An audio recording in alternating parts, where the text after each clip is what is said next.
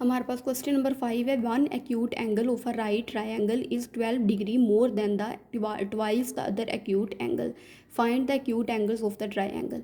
सबसे पहले हम लोग देखते हैं कि एक्यूट एंगल क्या है। एक्यूट एंगल है एक ऐसा एंगल होता है, an angle which is less than 19 degree is 90 degree is called acute angle.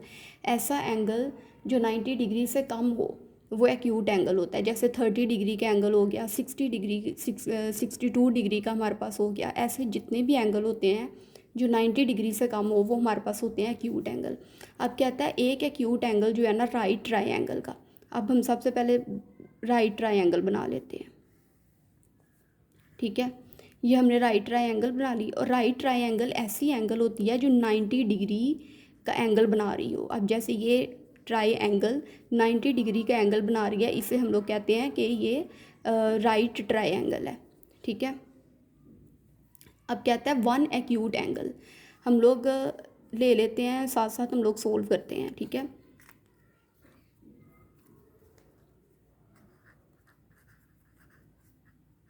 Solution है हमारे पास, कहता है वन एक्यूट एंगल।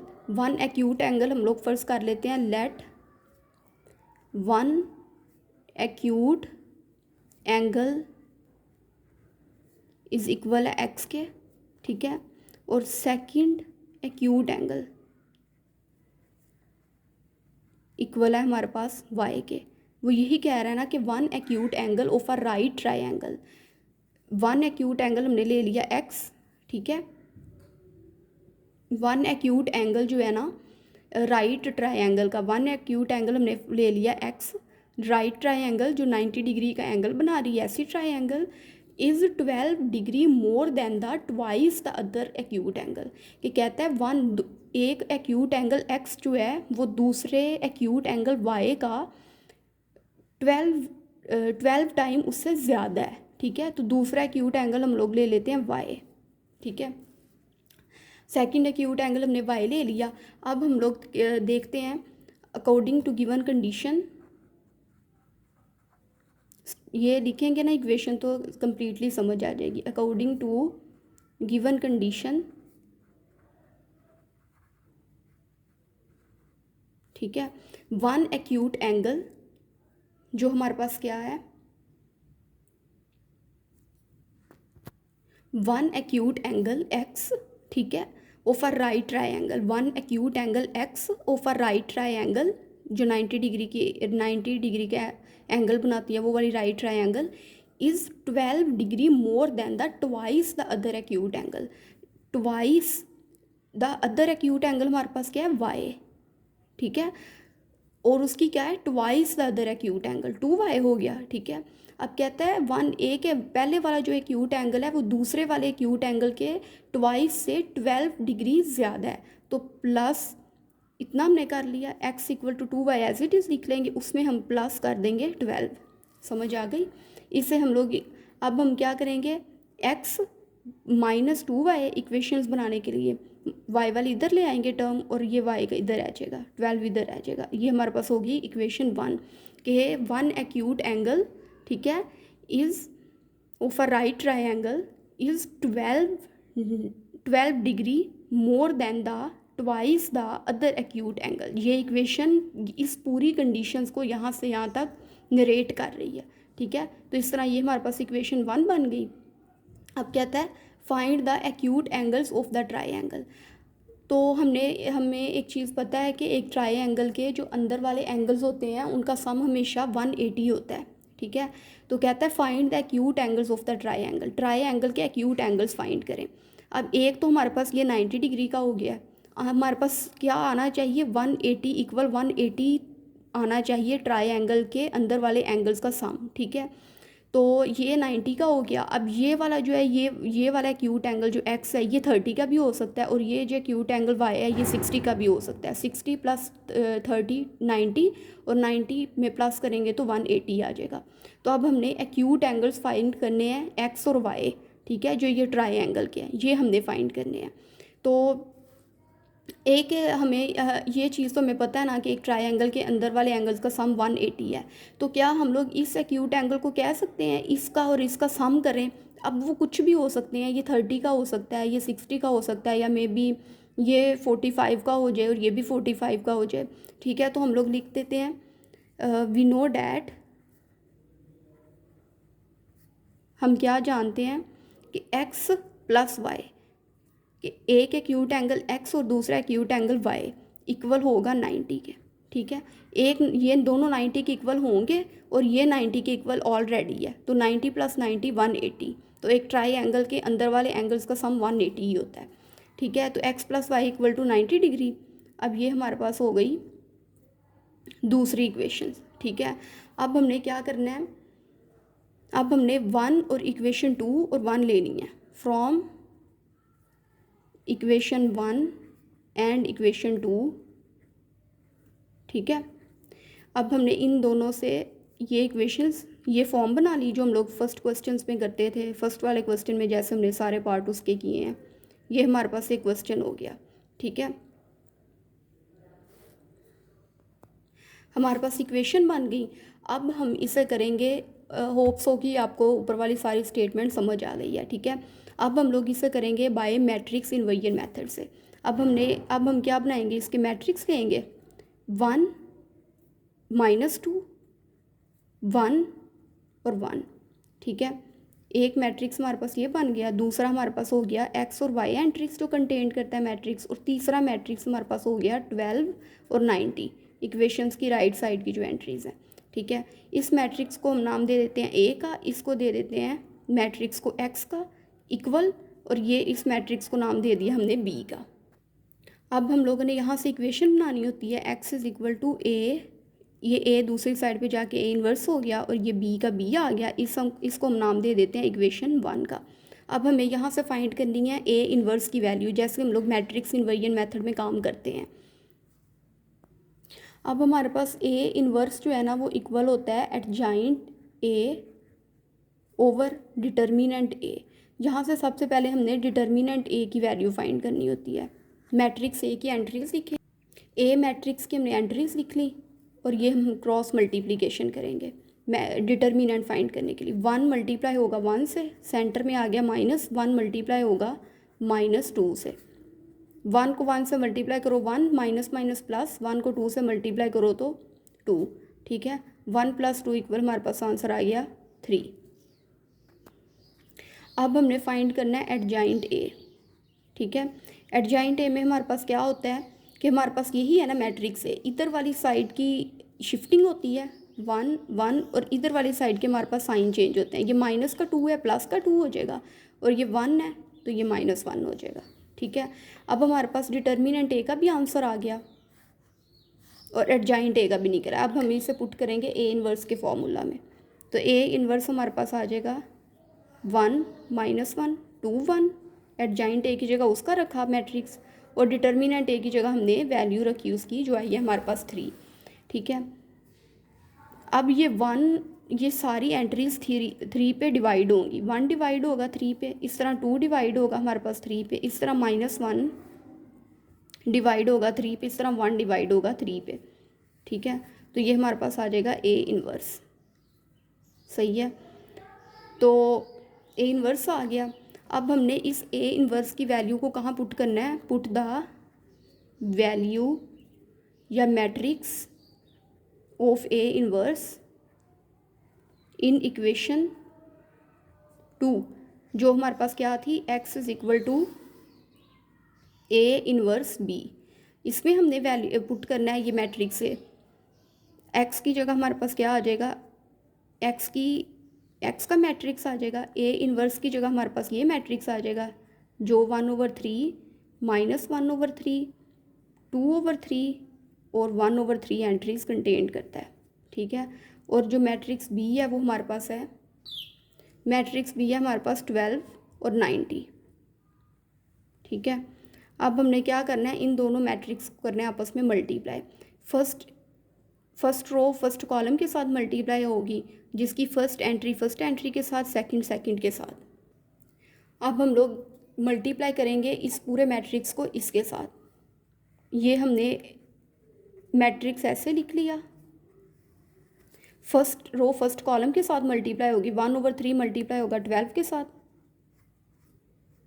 सेंटर में प्लस, वो 2/3 मल्टीप्लाई होगा 90 के साथ, ठीक है। इस तरह -1/3 मल्टीप्लाई होगा 12 के साथ, सेंटर में प्लस, और 1/3 मल्टीप्लाई होगा 90 के साथ, ठीक है।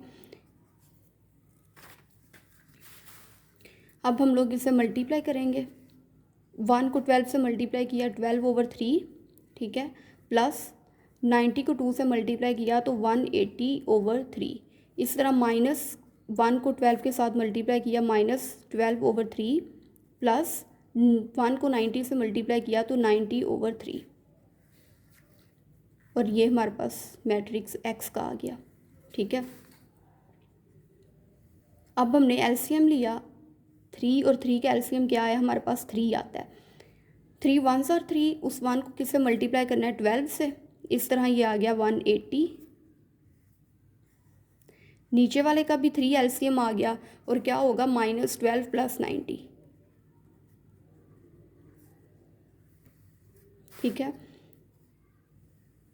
180 और 12 हमारे पास कितने होते हैं, 180 और 12 291, 192/3। इस तरह -12 + 90, माइनस प्लस क्या होता है माइनस, इसका मतलब है हमने 90 में से 12 करने हैं माइनस, 90 में से 12 माइनस करने हैं, 10 में से 2 गए 8, यहाँ पे 8 रह गया, 8 में से 1 7, 78/3, ठीक है, एक्स और वाई। अब हम लोग 192 को अंदर रखेंगे और 3 पे करेंगे डिवाइड, 192 को अंदर रखा और 3 पे डिवाइड करेंगे, 3 6 आर 18, 9 में से 8 माइनस हुए 1, और ये 2 नीचे आ गया, ठीक है। 3 4s आर 12, क्या हमारे पास आंसर आया 64। इस तरह 78 को अंदर रखेंगे और किस पे डिवाइड करेंगे, 3 पे, 3 2s आर 6, 7 में से 6 माइनस हुए 1, और ये 7 8 नीचे आ गया, 3 6 आर 18, ठीक है। तो ये हमारे पास क्या आ गया 26। इस तरह हमारे पास एक्स और वाई ये वाला मैट्रिक्स ऐसे आ गया। हेंस एक्स की वैल्यू हमारे पास आई 64 एंड वाई इक्वल आ गया 26 के, ठीक है। अब हमने इस सवाल को क्वेश्चन नंबर 5 को कर लिया मैट्रिक्स इन्वर्जन मेथड से। अब हमने इसको सोल्व करना है बाय क्रैमर्स रूल से। अब ये दोनों इक्वेशंस हमारे पास जो निकली थी, जिसको हमने बाय मैट्रिक्स इन्वर्जन मेथड से सोल्व किया है, इसी तरह अब हम इनको सोल्व करेंगे बाय क्रैमर्स रूल से, ठीक है। इन दोनों इक्वेशंस को यूज़ करके हम लोग क्रैमर्स रूल मेथड से हम लोग क्वेश्चन कंप्लीट करेंगे। अब हम लोग क्वेश्चन नंबर 5 को बाय क्रैमर्स रूल करने लगे हैं। वो जो 2 इक्वेशंस बनी थी उन्हें हम लोग यहाँ लिखेंगे, और ऊपर वाला काम हमने सारा करना है, वो आपको पता चल ही गया होगा कि जो ऊपर वाला काम है, जो हमने स्टेटमेंट बनानी होती है और फिर उनसे ये वाली इक्वेशंस निकलती हैं, वो सारा काम हमने, चाहे मैट्रिक्स इन्वर्जन मेथड हो या चाहे क्रैमर्स रूल हो, वो सारा करना है। तो अब ये हम लोग ये सोल्व करेंगे। यहाँ से हमारे पास मैट्रिक्स ए बनेगा, जो ये हमारे पास हो गया सॉल्यूशन, ठीक है। मैट्रिक्स ए जो हमारे पास बनेगा वो होगा हमारे पास, बल्कि ये सॉल्यूशन नहीं लिखेंगे क्योंकि हमारे पास ये क्वेश्चन नहीं है, बल्कि ये हमने स्टेटमेंट्स खुद बनाई हैं, ये इक्वेशंस दोनों। तो मैट्रिक्स ए है हमारे पास 1 -2 1 और 1 एंट्री को कंटेन करता है, ठीक है। ए एक्स जो मैट्रिक्स हमारे पास होता है वो हमारे पास 12 90 और वाई कंपोनेंट्स वाला होता है -2, और इसके साथ कुछ नहीं, इसका मतलब है 1, तो 1 एंट्री आएगी। ए वाई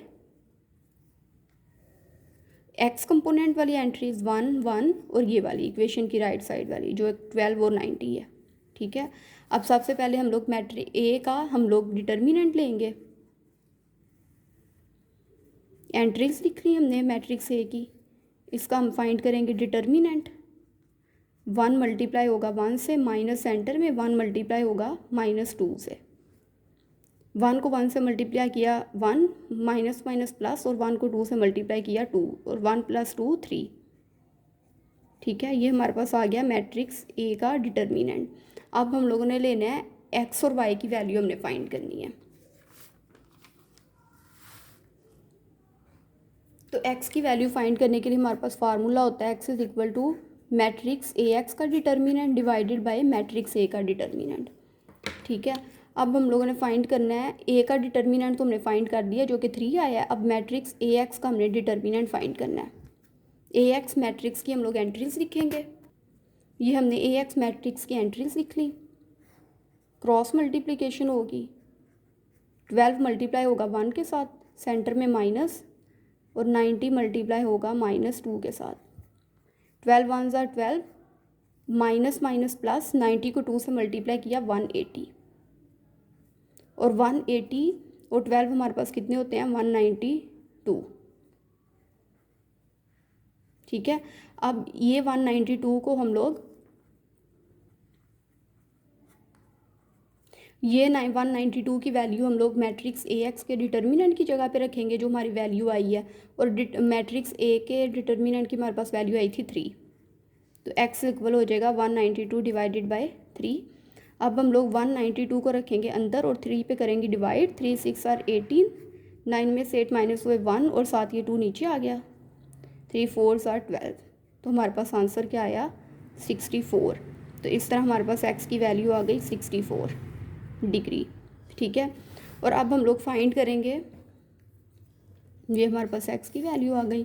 अब हम लोगों ने फाइंड करना है वाई, जो हमारे पास इक्वल होता है मैट्रिक्स ए वाई का determinant divided by matrix A का डिटर्मिनेंट। अब हम लोगों ने मैट्रिक्स ए वाई का डिटर्मिनेंट हमें फाइंड करना है, हमने जिसकी एंट्रीज है ये हमने एंट्रीज लिख ली। क्रॉस मल्टीप्लिकेशन होगी, डिटर्मिनेंट फाइंड करने के लिए 1 मल्टीप्लाई होगा 90 के साथ, सेंटर में माइनस, और ये 1 मल्टीप्लाई होगा 12 के साथ। तो 1 को 90 से मल्टीप्लाई करो तो 90 आता है, और 1 को 12 के साथ मल्टीप्लाई करो तो 12 ही आता है,